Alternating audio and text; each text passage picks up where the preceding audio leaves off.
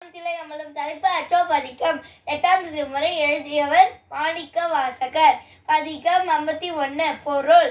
முக்தி நெறி அறியாத மூக்கரோடு பழகிய என்னை பக்தி நெறி அறிவித்த பழவினைகள் போக்கிய சிவனின் கருணையை பற்றிய பாடல்.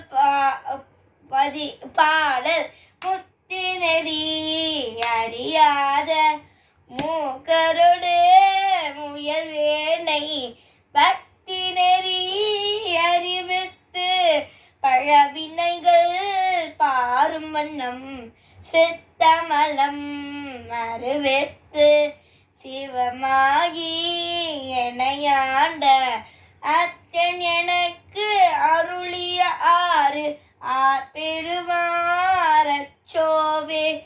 அத்தன் எனக்கு அருளிய ஆறு பெருவாரச்சோவே.